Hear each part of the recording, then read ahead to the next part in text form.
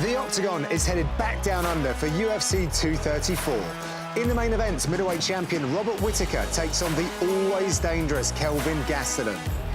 In 2018, Whittaker became the first Australian to wear UFC gold after two epic battles with Yoel Romero. Now the 28-year-old carries the hopes of a nation as he looks to defend his title on home soil against a hungry young contender. Former Ultimate Fighter winner Kelvin Gastelum has been on a legend-killing run with notable wins over Vitor Belfort, Michael Bisping and Jacare Souza. In his first title shot, Gastelum will now look to add one more legend to his tally as he heads into enemy territory to take on the reigning middleweight king. Hello and welcome to UFC Inside the Octagon. John and Dan back for the middleweight title fight that's going on down under at UFC 234. Dan, it's a big fight. It's for the gold. Can't wait. Two guys that have spent a lot of time with one another in Las Vegas. They've said there's an energy about them. They know they're going to fight. They're finally going to get to do it in the Octagon. What do you reckon about this one? Well, first of all, I think Whittaker's going to be relieved that he's not facing Yoel Romero again. That's a very good point. Because, I mean, the last 2 years of his life has been dominated by that man, and that's a horrendous opponent for anyone to face. And he did a great job, but over 10 rounds, shutting Romero down. Yeah. So he's going to be enthusiastic that he's got someone different. Gastelum, on the other hand, he's still surprising everybody. From when he won TUF 17, when he beat Uriah Hall, and most people didn't expect that to happen. I remember the talk around Uriah Hall after that spinning kick, and Gastelum was just another part of the puzzle for Uriah Hall to be a superstar. He upset the boat there. He had a few problems at welterweight, obviously, with the weight, but since he stepped up to middleweight, he's not battling the scales anymore, so he can focus on his opponents, and he's a wrecking ball. He's an absolute powerhouse. I'm actually very surprised at how he's been able to deal with physically bigger people, but I'm sure you're going to get down to the style in a minute. So with that size question, yeah, we can see that straight away. Conor McGregor's got a longer reach than that. That's a short reach for both of those guys. What, is he 74? I think 74, yeah. 74. That's a short reach for middleweight generally. I mean, that's a short reach for welterweight, that is. But then again, both these two guys are going to be trying to stand on each other's front foot to throw down. So I don't think it makes too much of a difference. But we've got some interesting stats as well for this one, Dan, which we'll fire through. This stands out to me. Takedown offence, very high indeed, but... Why is he mean-mugging me? Everywhere I go, Kelvin Gastelum's watching me. He's doing his best Diego Sanchez impression. It's pretty intimidating. It is. And so are those stats. Well, this, absolutely, yeah. I mean, for every one punch you land on him, he's going to knock you down 9 times, pretty much. But then on your side, John, highest striking rate among active middleweights. You know, it's a volume against power. Strangely, it seems to be a narrative we come across a lot when we're doing these breakdowns. You've got one guy that throws a high volume and one guy that's a big puncher. Yeah, OK, well, on Gastelum then, as we saw, self-confessed smallest guy in the middleweight division. Super fast and clearly carrying his power. But how is it working so well against all of these bigger men? It's crazy, right? At high level, taking some big names. Yeah. Fortunately, when he stepped into the division, people look at him and go, he's a power puncher. We'll give him the respect of a power puncher before he steps into the division. So everyone that's fought him so far at middleweight has been a little bit cautious of him. So what he's been forced to do is adopt this approach where he's tempting the bigger man to attack first. Watch how he bounces with this lead foot. He bounces it forward and then he toe taps. Bounce, bounce, bounce, toe tap. Sometimes he'll switch a stance, but ultimately what he's trying to do is trying to draw you to attack first. So that tells me that A, he feels like he's the faster man, and B, he feels like he's the man that's got the heavier hands. Here against Weidman, you can see it's even more pronounced than this one. How he's moving towards that front foot, almost to make Weidman to feel a little bit uncomfortable, so he goes first. I mean, there's a lot of stuff with the lead hand as well he's doing. It's all about teasing and testing to see when his opponent is going to attack. So this is where, so he gets into this kind of bounce, he edges forward, he reaches the lead hand, he edges forward. He's trying to get Chris Weidman to throw here, particularly throw the right hand so he can counter with his straight left. But Weidman's not biting on this occasion. So what you've got Gastelum doing is he edges him back to the fence, and then he decides, well, take the initiative, and the speed that he moves at, and because he's constantly showing that bounce on that front foot, when he moves in and out of range, people don't know when he's going to attack. So it's very easy for him to go bam, bam, and step straight in with punches after that. Bisping, this was a clinical finish, and I feel like he got into this fight knowing exactly what he was trying to achieve. Bisping tends to reach if he's missing. He tends to overthrow his punches a little bit. So you can see Gastelum, he's bouncing in and out. He moves into range, he steps out. He moves into range, throw the right hand. Now he's not going to give any distance. He just drops back. A part of the reason why this is effective is because he uses a long stance. And with him using a long stance, when Bisping throws the right hand, instead of Gastelum being way out of range, he just leans onto his back foot, which basically lets the punch just kind of glance across the side of his chin, knowing full well that Bisping's fully committed over to that punch. So watch this. Look how close his foot is, by the way. It's worth noting that. Right inside his range. If you've got small reach, you need to make sure you're taking your feet with you. So he throws the punch, Bisping slips. Now Bisping's going to come back, but Gastelum's waiting for the recoil. He's going to shift his weight off the front leg and move it towards the back leg. Watch this shift. It's really nice. Bisping throws the right hand, shift, and then straight back in. And the benefit of shifting the weight onto the back leg, look at that. I mean, he's right out of range. But that full extent, that full reach of Bisping, it's going to take him a second to pull that punch back because he's thrown it so far. Yeah. So now Gastelum's out of range. Look where the feet are again. He's right inside Bisping's punching range. All of his weight's on his back leg now. So all he needs to do is rock back forward and throw his power punch, which is exactly what happens. And Bisping is right there, ready to receive it. Touch, pow. Beautiful timing. Really nice work. But that happened because Bisping was given the impression that he was just falling short. I'm just out of reach, so I need to reach a bit more. I just missed, so I need to reach a bit more. I just missed. Bang, there's the counter shot. Gastelum is a very, very technical way of approaching these fights. He's got a very simple skill set, a very basic skill set. He doesn't do anything particularly flamboyant, but what he does, those grooves that he's walking have been so ingrained in his neuromuscular system that when the opportunity's there, he's like lightning with it. That's why he's so fast. It's not only down to his physical speed, it's also down to his reaction times. And you said he's got a kind of basic toolkit. It does look like he's very much refined a 1-2. Absolutely it is. I mean, he doesn't really step outside of it too much. Not got much of a kicking game or anything like that. He's a decently strong wrestler. We've seen that, and we're going to touch on that in a second.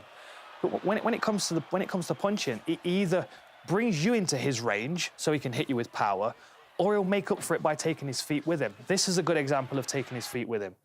And I know this seems like a strange thing to say because you're not exactly going to leave your feet behind, but some fighters do when they throw punches. Yeah. They get too far over their lead leg that they can't pull back, they can't recoil. They don't have the balance and they can't set themselves to get that maximum power. That's exactly it. And Gastelum reads those circumstances in his fights. Like you can see here, so he steps in, he's going to throw 4 punches here against Belfort, right? He throws the punches, the long right hook that he lands there falls short. Look at that. The left hand misses. Belfort does a great job of just jogging out the way. Look at that. Just gets his chin out the way. The right hook lands, the left hand falls out the way, but then he follows that momentum, steps his legs underneath him, takes his feet with him. So when he continues throwing power punches, when he throws that left hand, his feet are right underneath him. He's not reaching. That will also steal power from the punch as well. So you've got to make sure that your feet are underneath you. That's when you can land with power. That's when you can focus on the target because you know your feet are going to be there to support you. And, you know, when he's fighting southpaws, he's going to be thrown straight down the pipe. When he's fighting orthodox fighters, he tends to go to the outside. He tends to get his head off the centre line. But, I mean, he was expecting something to come back from Belfort there, much like he did against Bisping. Like, I think in that moment where he threw the first 1-2, I don't think he was expecting to really land those cleanly anyway. Like, you can see him here, just as we get past the mic. Here we go. 1-2. That left hand misses cleanly, right? All his weight's on his lead leg. He, in this circumstance, I would suggest he's waiting for Belfort to come back with something. He resets, and he doesn't, so then he's just going to throw again. Long right hand, boom. Beautiful work. Plants on the back foot, punches all the way through his opponent. Very, very close to his opponent as well. He doesn't give them too much space. He makes up for that deficit in his reach by taking his feet with him. Really, really nice. And stepping up to middleweight, a lot of guys are going to look at him and go, well, look how small he is in comparison. Yeah. But when he starts moving around them as fast as he is, what's the line? I'll hit you so many times you'll think you're in a crowd. You're surrounded. Yeah, there you go. That's Gastelum for you. You know what I mean? He moves very, very quickly. It's difficult to read where he's going to be because he's faster than a lot of these guys. Whittaker He likes to get it done on the feet as well. Yeah. And he's got a beautiful catalogue of work now. Some really nice finishes and lovely setups. Really nice. And a lot of traditional martial arts as well. Yes. You know, oftentimes we see most MMA fighters, they adopt a Muay Thai way of approaching fights, which is very effective, which is why most guys do it. But what I like about Whittaker is that he's managed to take a few techniques from the traditional martial arts and couple them in with his mixed martial arts skill set.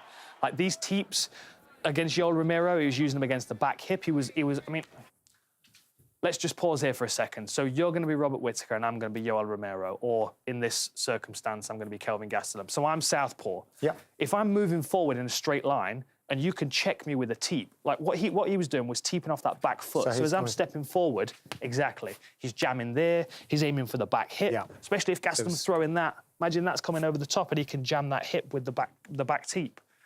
It's a way of navigating that space between the two opponents. And the benefit that he has, I paused it just before we went onto this kick, is that the way he throws the teep, particularly off the back leg, is very similar to the way he throws his high kick. We spoke about it before when he was rematching Romero. His hips stay very square, which allows him to whip these kicks up very fast without people realising. And the teep forces people back towards the fence. So when people get towards the fence, like here, they have to pick a direction. You can see Whittaker here, he's forced Romero back against the fence, he's moving in a straight line. So as soon as your opponent realises that the fence is behind them, they have to go one way or the other. Does Romero go this way or this way? There are his options, because he can't continue to move back. He'll find himself jammed against the fence, he's got to either cover or shoot. So I would say someone like Yoel Romero is going to pick an angle to move to, most fighters would. So Whittaker's going to keep pushing him in a straight line. But what he does so nicely is he forces people into a choke point. And what I'm calling a choke point is if you limit the space between your opponent and the fence, you can force them to squeeze them into a space where you can attack them. So as this plays on here, you can see Romero is going to pick a side to go. Whittaker's going to encourage that by slapping with the hand. Moves Romero slightly off centre line, walks him straight onto the kick, right? Nice. The best example is against Jacare. We've seen him use it really well against Jacare, but so many times he just throws that kick up. Hips stay quite square, which allows him to recoil and reset. Now, Jacare, watch this. So we've got a teep to the midsection here.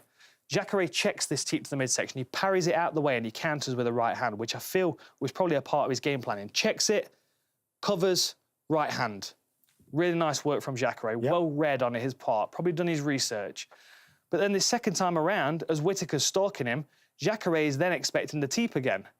But the knee comes up straight, boom, comes around the side of the head, right? It's a nice disguised tactic. You're watching the replay even better, you can actually see Jacare's reaction where he's looking for a different technique to come. And the head kick, here we go. Where do I pause it? Right there. So Jacare's lead arm is parrying here. He's either parrying a punch or a kick. Whatever it is he's looking to block is not the high kick, because the target for the high kick is wide open. Right. And this is the choke point I'm talking about. So what Whittaker's done is he's forced Jacare back up against the fence. So the space now between Whittaker's hip and the fence has been minimised. Probably he can fill that space with his leg. So if he can force you to walk onto that, he's going to hit something. It doesn't really matter what he hits, but when he lands on the head, beautiful. And a Muay Thai kick may have knocked him out cold, but a Muay Thai kick may have not landed. Good point. That's the difference. That kick landed, and we talked about Khabib's eagle punch. We can't say it's an incorrect technique because it's working.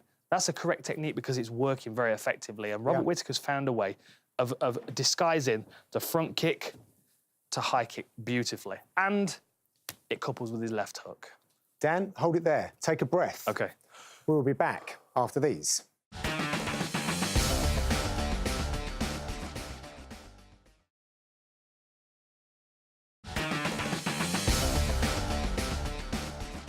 Welcome back to UFC Inside the Octagon. We're talking about the main event for UFC 234. Dan, before the break, you mentioned the left hook of Robert Whittaker. Yes. What were you meaning, sir? Okay. So, well, let's get straight into it. There's a great example of this when he was fighting Brad Tavares. We've talked about how he keeps his hips square on the front kick, sometimes coupled with the high kick. A benefit of keeping the hips square is that you can come straight off the front kick to a left hook.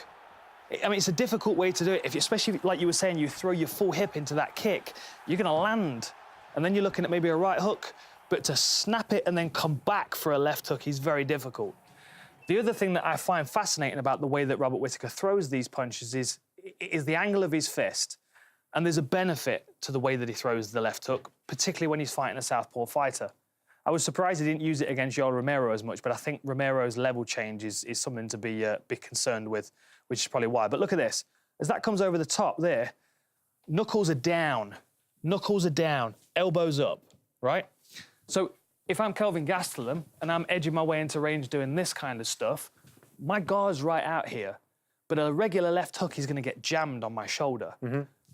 A Robert Whittaker left hook finds its way over the top because he drops his body and he comes over the lead shoulder. Right. Really useful, which is why he lands it against Brad Tavares here, because Brad Tavares had his guard up, but it comes around the guard again, a second shot.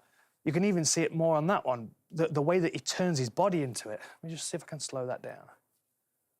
Watch the way he throws the punch. Boom. And a boxing coach wouldn't be coaching this, would he? Absolutely not, no. But it really money. It works, it works. It's kind of halfway between a straight punch and a left hook. I would say like a left hook is a proper turn, pivot on the lead leg. The toes are still pointing towards his opponent. There's no turn in the hips. So the benefit is that he can put power into that punch, he can move forward with the punch, he can couple it with his kicks, and if he finds himself dropped his opponent, rushes in, hips are square into him. There's something I didn't actually notice till last night. I was watching these videos again. The way that he moves forward, very, very smart. Because Tavares is hurt, he goes down, but he's not out.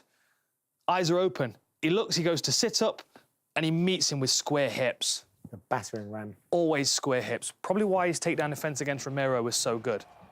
Because, I mean, everything about his game, he's bolting onto those square hips. And even as a counterpunch, I mean, he's very intelligent the way he throws the left hook, but even as a counterpunch, it's a very good reactive punch. He'll sometimes have somebody backing him up, boom, out of nowhere. He'll walk them onto it.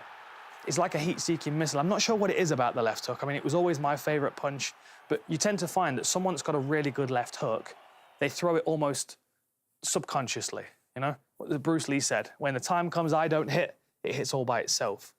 For some reason, there's the left hook for a lot of fighters, and Robert Whittaker's a good example. When someone charging towards him, he sees the opening, bam, catches them clean and uses their momentum against them. Was it Shakira that said that the hips don't lie? There you go. I think it might be something in that. Right, we've covered the striking. Yes. Grappling could possibly be a part of this. Both of these fighters, they have their chops in that regard as well. Yes. Well, this is mixed martial arts, and they will be mixing their martial arts. Look at the difference in size here for Gastelum. One of the reasons why I think it will be Gastelum to shoot first, if it happens, is because this has happened. Now, this is an all-American wrestler, 2 arms clamped onto one, Brazilian Jiu-Jitsu black belt under Master, of course, as well. Gastelum still stands up. I mean, that shows he's got strength against these middleweights.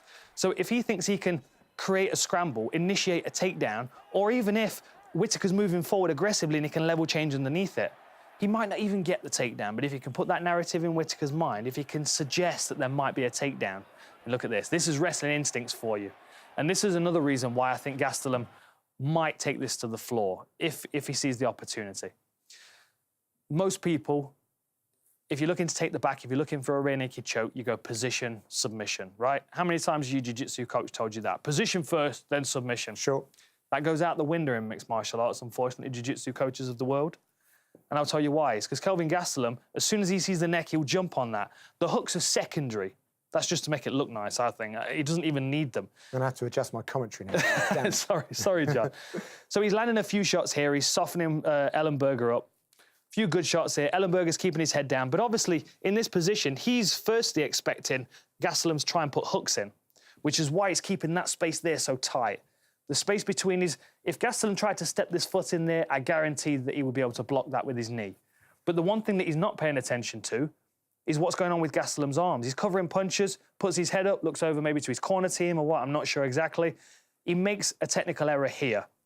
And in the circumstance where most fighters will jump on and take hooks first, Gastelum doesn't. Watch.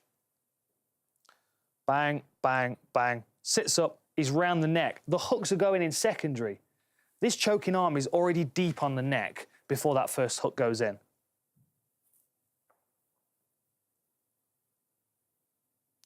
Look at that. That's already under the chin. Hands are out. No hand defense at all. He's even like, what's going on here? Straight under that.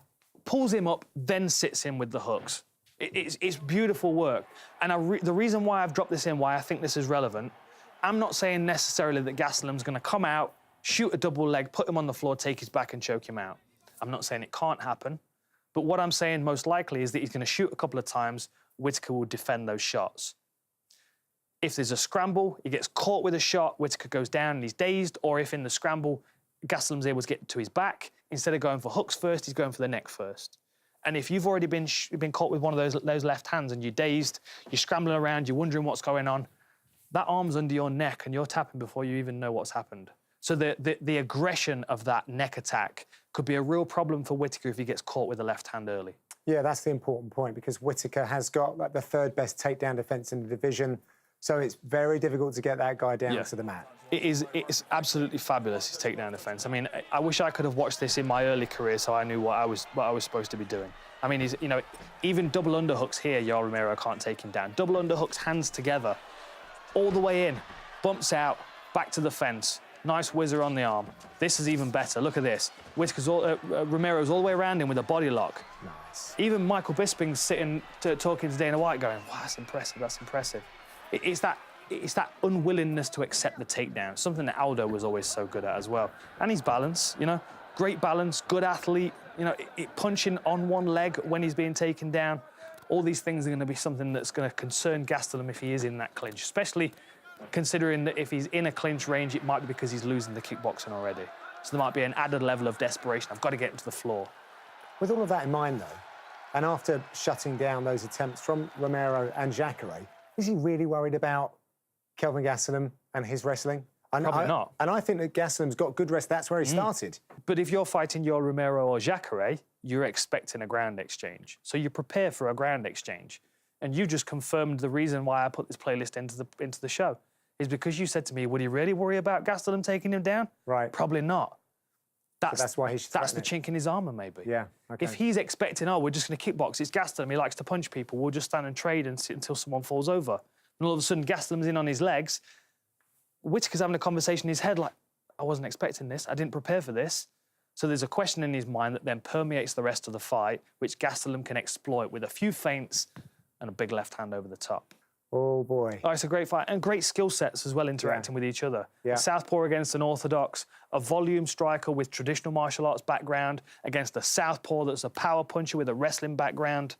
From King's MMA. From King's MMA. Spar 8 days a week, 380 days a year or whatever it is. That's why his reaction times are so quick and why he's so relaxed as well. Exactly, you know? in that pocket. There you go. What a fight for the gold as well. Very much looking forward to that. So thank you for checking us out.